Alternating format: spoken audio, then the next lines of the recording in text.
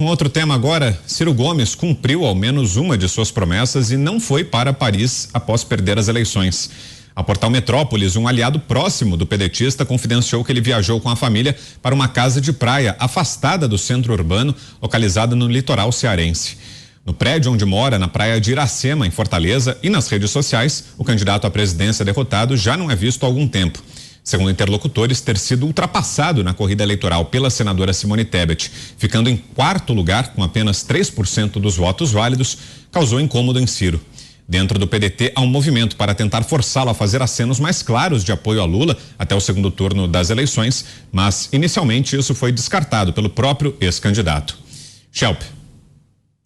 Olha, é difícil considerar o Ciro realmente como um apoiador do Lula nesse segundo turno, né? Ele parece jogar mais contra do que a favor. E um apoio que talvez até poderia ajudar, né? Hoje saiu uma nova pesquisa da Datafolha, mostra empate técnico entre Lula e Bolsonaro. Bolsonaro aumentou, subiu 1 ponto percentual. Pode ser, inclusive, muito mais a votação, já que, como a gente viu no primeiro turno, as pesquisas erraram bastante na votação que o presidente Bolsonaro teria.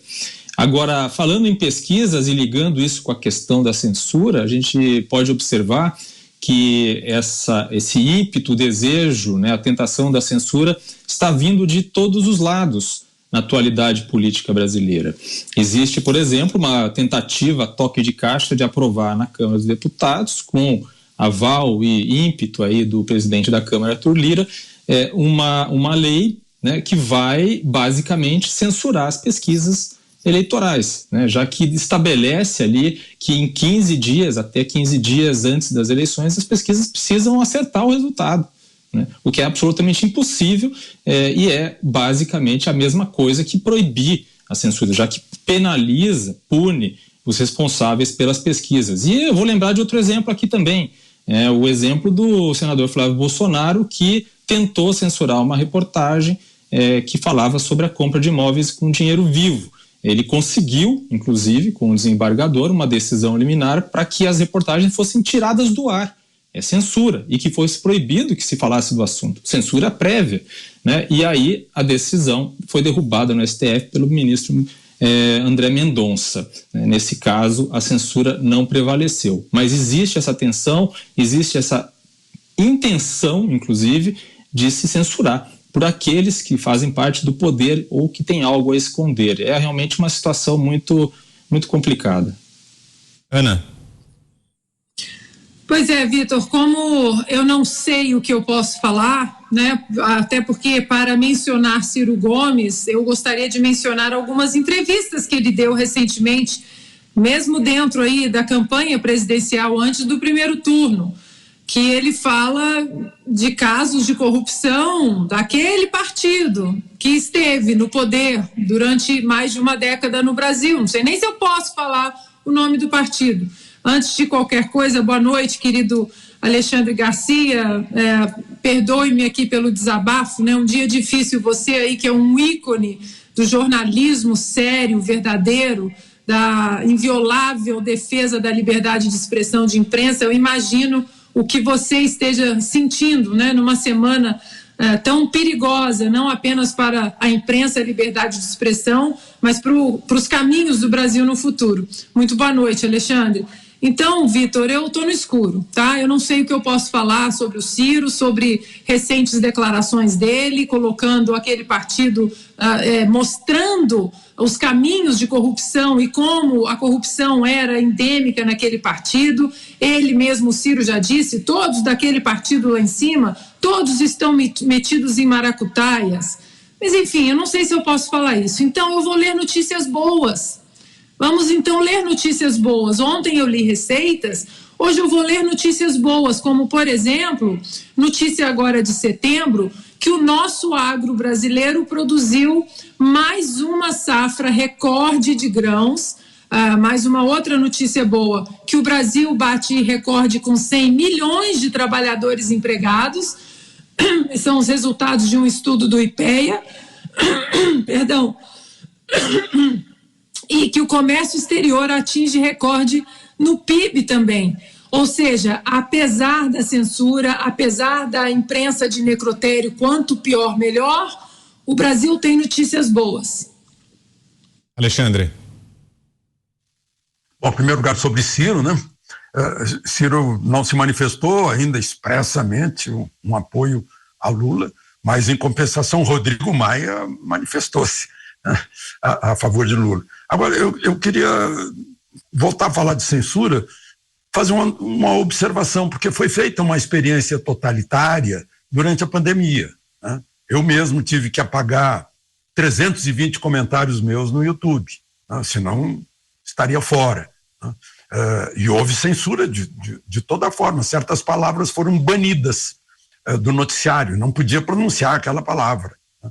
E deu certo, conseguiram impor e todo mundo ficou caladinho, imaginando que, bom, isso é por causa da pandemia, para salvar vidas, suponho, né? Censura para salvar vidas, vejam só, né? E pegou e conseguiram, aí tá, gostaram da censura, porque a natureza totalitária adora censura, necessita de censura. Agora, eu queria me referir a uma questão que o Thiago levantou, né, que o Congresso tem que fazer leis um ano antes da eleição, mas a Justiça Eleitoral faz na hora, como o caso do telefone, né? Tem toda a razão o Thiago.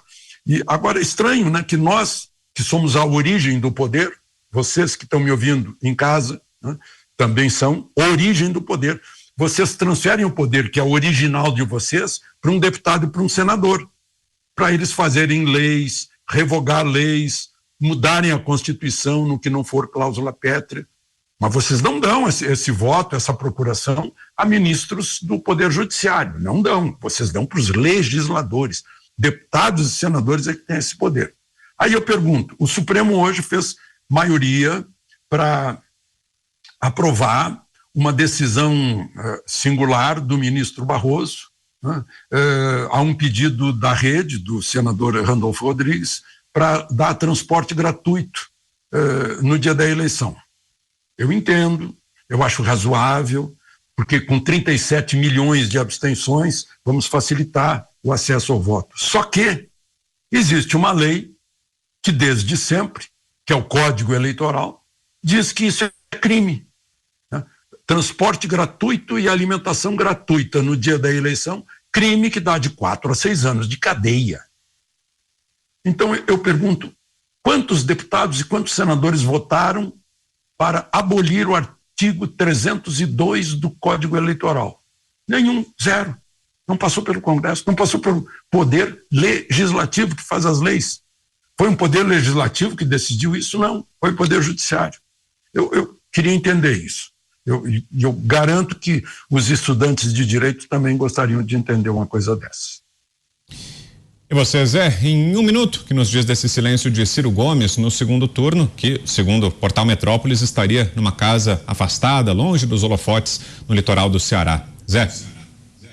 Ele foi visto em cenas de família, comprando figurinha para os filhos e enfim, sem lidar com a política. Eu entendo que não há nenhum lugar onde um político não possa estar hoje, a não ser de um lado ou de outro. Não existe o terceiro candidato. Voto nulo não existe. Quando você anula o voto, você está passando a outro o direito de decidir. É tipo uma procuração. E acho que nesse momento o político não tem esse direito. O cidadão até que tem esse direito de anular, não vou transferir. Agora, o político não. O político, a função dela é exatamente entrar na encruzilhada e ir e decidir o que ele acha melhor para o Brasil e para o povo e para o seu segmento, o que ele acha, né? E a maioria decide finalmente o que é melhor. Então o Ciro, achei a manchete até engraçada, dizendo que ele foi para Paris sem ir para Paris, ou seja, ir para Paris significa se silenciar, e foi o que ele fez. Haverá perdas políticas. Eu entendo que agora é o momento de se falar. Ou você está de um lado, ou você está de outro, e a história não perdoará e corre o risco de aposentar um político que não tenha uma posição. O PDT dele já oficializou o apoio. Ele apoia o PDT, mas nem citou o nome do presidente Jair Bolsonaro, não citou o nome nem do presidente Jair Bolsonaro, nem do ex-presidente Lula. Mas a indicação é de que ele apoia o partido, e o partido decida. Você, Pavinato? Vitor, essa questão do Ciro é tão inócua. Aliás, o Ciro se tornou um político tão inócuo que a única coisa que eu tenho a dizer é que ele perdeu uma bela oportunidade de dizer que esqueceu o feijão no fogo na Champs-Élysées e tinha que ir voando para Paris. Só.